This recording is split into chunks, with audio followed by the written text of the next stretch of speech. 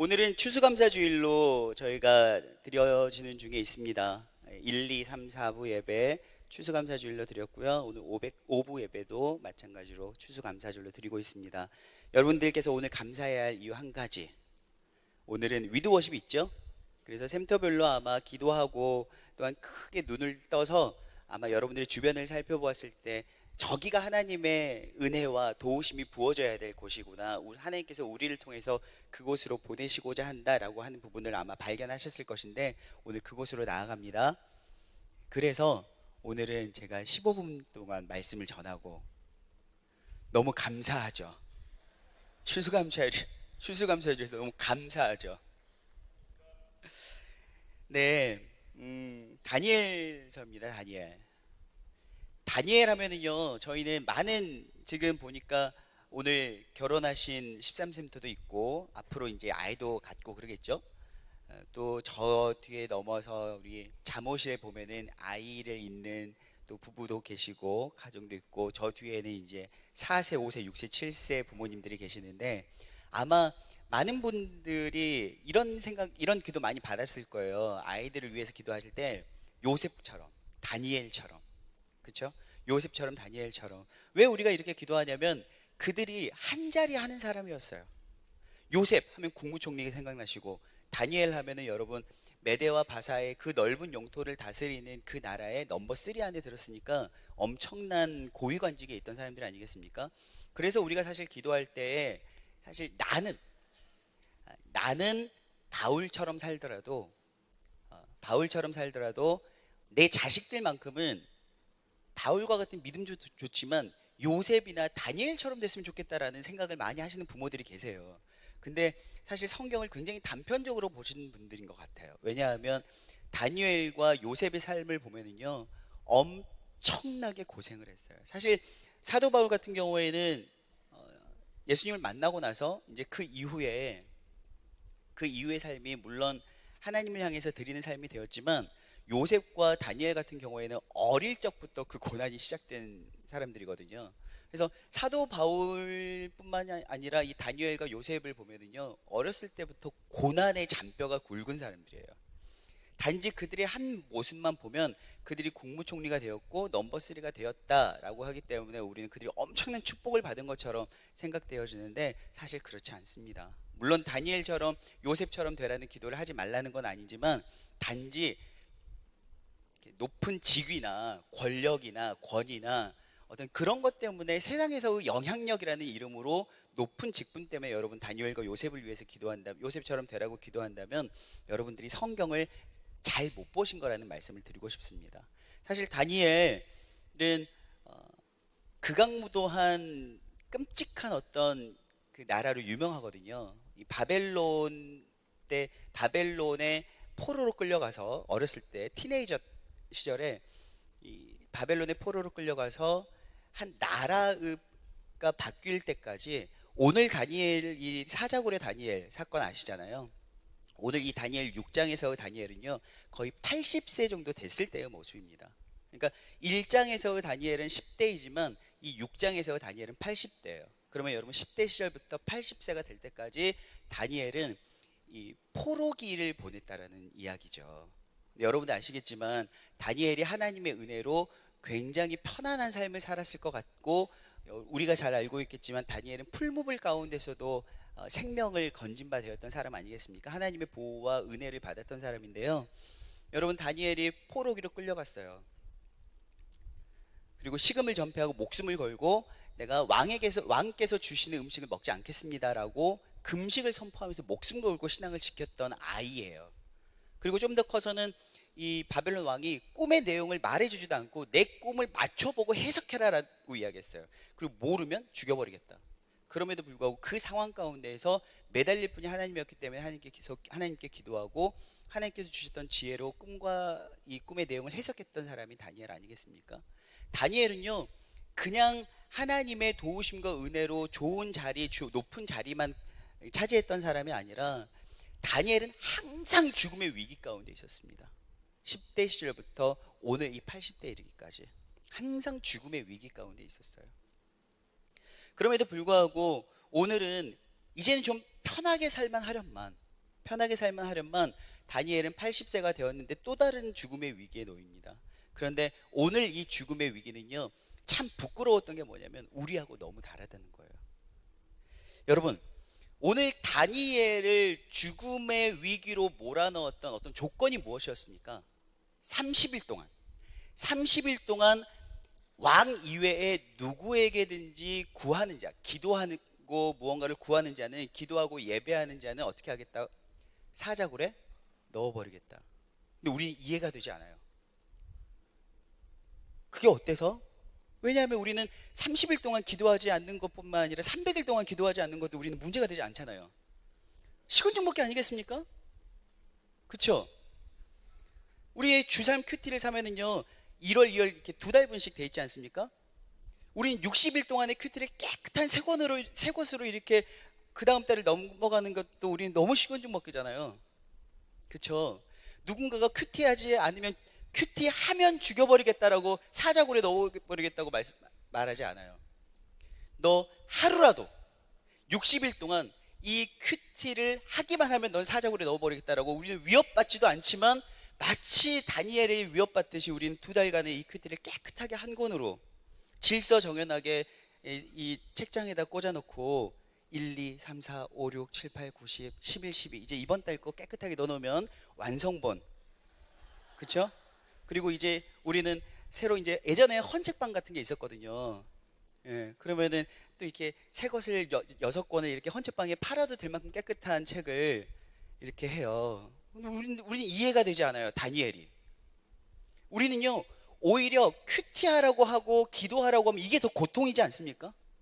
따라다니면서 큐티 좀 해라, 기도 좀 해라, 통독 좀 해라 이러면 너무 고통스러워요. 아, 알았어요, 이제 좀 그만 좀 하세요. 알아서 내가 한다니까. 예, 우리는 오히려 기도하게 하는 게 고통인데 다니엘은 어때요? 기도하지 말라고 하는 게 고난이었다라는 거예요. 여러분, 부끄럽지 않아요? 우리는 큐티하면 사람도 아니야라고 전 청년 시절부터 이야기했는데 그런 말들 자체가 고통이에요. 큐티하래, 또 통독하래. 하루에 요즘 7장씩 이제 곧 12월 25일 다 돼가는데 곧 통독 끝나게 생겼는데 큐티하라고 또 하네, 기도하라고 하네. 이게 고통인데 다니엘은 기도하지 말라고 하는 것이 고통이었다라는 거예요. 다니엘은 하루에 3번씩 기도하는 것이 전과 같이 습관이었다고 했습니다. 여러분, 습관은요, 전혀 의지를 들이지 않아도 나도 모르게 나오는 게 습관이거든요. 근데 다니엘은 하루에 3번씩 예루살렘을 향해서 창을 열고 기도하는 것이 그의 습관이었어요. 전과 같이. 여러분, 영적인 습관은요, 하루아침에 되어지지 않아요. 누군가가 시킨다고 되지 않아요. 단 사모함으로, 믿음으로 할 때 가능하다라는 거예요. 오늘 다니엘은 이렇게 이야기하고, 다니엘서 6장 10절은 이렇게 이야기하고 있습니다. 다니엘서 6장 10절입니다. 시작.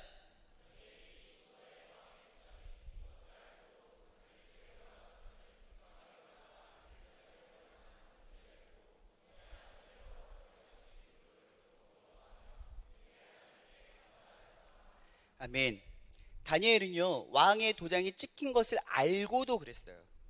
우리는 오히려 도장이 찍힌 것을 모르고 다니엘이 그랬다라고 하면 차라리 이해가 쉬운데, 다니엘은 도장이 찍힌 걸 알고도 기도하고 전과 같이 행하였더라라고 이야기해요. 왜냐하면 다니엘에게 그것은 살고 죽는 문제를 초월하는 그의 영적인 습관이었습니다. 그리고 그의 믿음의 고백이었다라는 거예요. 여러분, 여러분들의 사역이, 여러분들의 헌신이, 여러분들의 봉사가 여러분들의 믿음을 이야기해 주지 않아요. 그것은 마땅히 하나님을 사랑하기 때문에 할 수 있는 여러분들의 고백일 뿐이에요. 그건 믿음이 아닙니다. 물론 믿음으로 우리는 순종하고 사역을 하지만 사역이 믿음이 아니고 봉사가 믿음이 아니에요. 그것은 사랑하는 대상을 향한 우리의 마땅한 반응입니다. 그렇다면 믿음은 무엇이냐면 다른 거 없어요, 여러분. 말씀, 기도예요. 말씀 보지 않고 기도하지 않으면 믿음 아니에요. 오늘 다니엘은요, 전과 같이 기도하였고 전과 같이 감사하였어요. 사실 다니엘이 뭐 그리 감사할 것이 있습니까? 10대 시절 바벨론의 포로로 끌려가서 늘 죽음의 위기 가운데 있었어요. 좀 잘해볼만 하면은 풀무불 가운데 던진다고 하고요. 좀 잘해볼만 하면은 꿈 해석하라고 해요. 그렇게 세월이 지나고 나이를 먹었더니 이제는 기도하면 사자굴에 넣겠대요. 걱정 마세요, 여러분. 우리는 다니엘처럼 누군가가 위협하지 않을 거예요. 신앙까지 건드리지 않더라도 우리의 삶을 딱 보면 흠과 티가 너무 많아요. 여러분, 오늘 전과 같이가 품고 있는 말은요, 전과 같이 무릎 꿇고 기도하였고, 전에 하던 대로 기도하였고, 전에 하던 대로 감사하였더라라는 말이에요. 여러분, 감사는요, 우리가 억지로 몇 번의 감사나 할 수 있어요. 그러나 전과 같이 습관적 감사는요, 믿음의 사람으로 내가 변화되어야 가능하더라고요. 여러분, 감사라는 말이요, 감사라는 말이 예다라는 히브리어가 쓰였거든요. 이 예다라는 말이 무엇이냐면 찬양이라는 뜻이에요. 그러니까 감사는 노래와 춤이 아니라, 찬양은 노래와 춤이 아니라 감사라는 말이에요. 여러분, 우리가 노래로는 찬양을 많이 합니다. 찬양을 듣기도 합니다. 그러나 내 삶 속에서 하나님 앞에 감사로 고백하지 못하는 것은, 그건 그냥 노래에 끝난다는 거예요. 여러분, 우린 참 찬양 많이 하죠. 노래 많이 하죠. 그러나 우리가 감사할 때는 무엇입니까? 감사할 거리가 있을 때 감사를 해요. 감사가 습관이 되는 사람은요, 여러분, 그것이 곧 영성이고 믿음의 증거예요. 내가 어떤 상황에서도 감사를 고백할 수 있는 것, 사자굴 앞에서도 전에 하던 대로 여전히 기도하면서, 여전히 내가 이제 기도했기 때문에 다니엘은 바보가 아니에요. 바보였으면 여러분 넘버 3 안에 들지 못해요. 그러나 기도한 순간 나는 사자굴로 직행하겠구나라는 알지만, 그럼에도 불구하고 감사를 습관처럼 고백할 수 있는 것, 여러분, 이게 영성이고 이게 믿음이고 다니엘의 찬양이었다라는 것입니다.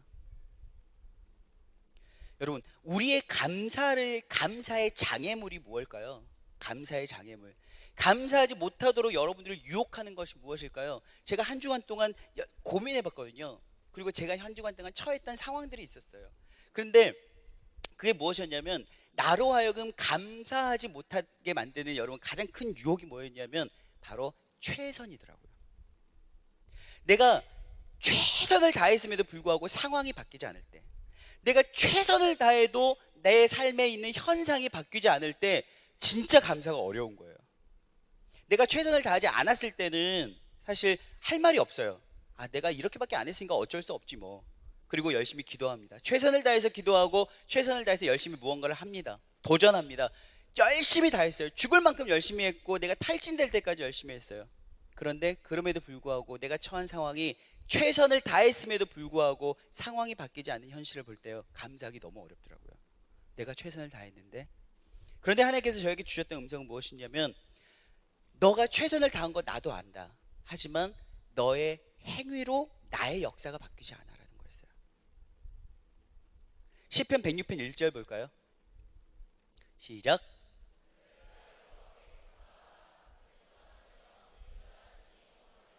아멘. 나는 나의 최선으로 내가 처한 상황을 바꾸고 싶었어요. 나의 최선으로 나의 삶의 현상을 바꾸고 싶었어요. 그런데 하나님께서 마지막에 고백하게 하신 건 무엇이냐면, 너의 상황, 너가 처한 현상에 상관없이 하나님은 선하시다라는 거예요. 상황이 바뀌지 않을지라도 하나님은 선하기 때문에 하나님께서 내게 주신 상황은 선하다라는 것이었어요. 여러분, 하나님의 선하심을 내가 믿음으로 고백할 수 있을 때 내 상황을 감사로 고백할 수 있더라고요.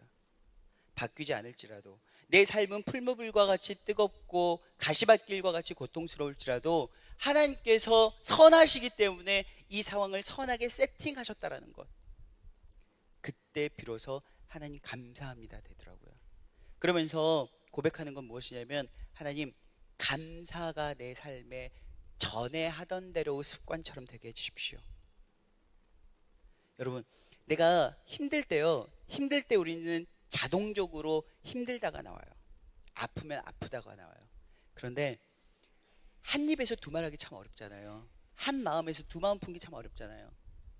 내가 힘든 상황 가운데서도 감사합니다라는 것을 믿음으로 고백하면요, 여러분 그게 곧 그 사람의 믿음이고 영성이에요. 사랑하는 여러분, 여러분들이 어떤 영적인 일, 영적인 무언가를 통해서 신앙이 깊어지려고 하기보다는 내 삶의 가장 선하신 역사로 세팅하신 하나님을 믿음으로 고백하고 그 하나님과 내가 충돌할 때 우리는 진짜 깊은 감사의 영성이 될 수 있습니다. 오늘 여러분들의 삶을 한번 돌아보셨으면 좋겠어요. 여러분들이 처한 상황, 여러분들의 어떤 아픈 육체, 힘든 상황들, 그 상황 가운데에서 하나님이 나를 너무나도 사랑하셔서 나를 세팅하신 그 하나님을 보았을 때, 여러분 그 믿음의 고백으로 하나님을 바라볼 때요, 우리는 하나님 이 상황도 감사합니다, 이 고백이 돼요. 이 상황도 감사합니다. 마지막으로 여러분, 다니엘은요 예루살렘의 창문을 열고 기도했습니다. 역대하 6장 21절입니다. 시작.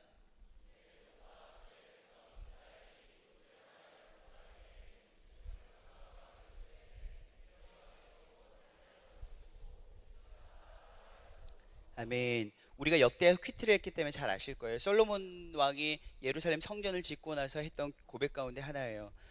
이스라엘 백성들은요 예루살렘 성전에 하나님이 계신다라고 믿고 있었습니다. 그리고 그 성전을 향해서 기도하면 분명히 어떠한 역사가 일어날 것이라고 믿고 있었습니다. 다니엘은 하루에 3번씩 여전히 사자굴 앞에 위험에도 불구하고 여전히 기도할 수 있었던 것, 하나님 이 상황을 바꾸어 주십시오가 아니었어요.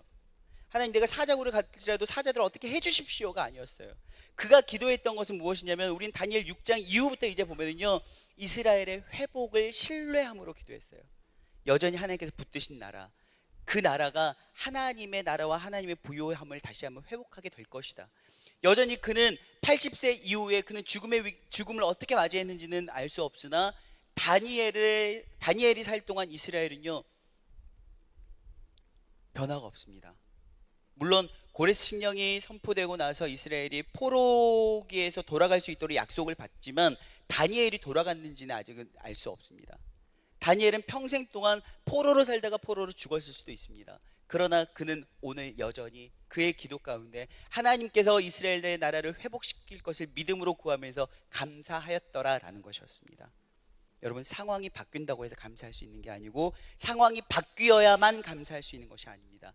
하나님, 변하지 않으신 하나님이, 우리의 하나님이 선하시고 우리의 하나님이 천지를 창조하시고 주관하시며 나를 선택해 주셨기 때문에 우리는 그 사실 하나만으로도 여전히 감사할 수 있다는 것입니다. 여러분, 오늘 우리를 선택하여 주신 그 감사를 가지고 우리가 위드워십의 대상으로 나아가서 함께 예배하고 축복하고 이 사랑과 감사를 흘려보낼 수 있는 여러분들이 되길 소망합니다. 기도하겠습니다.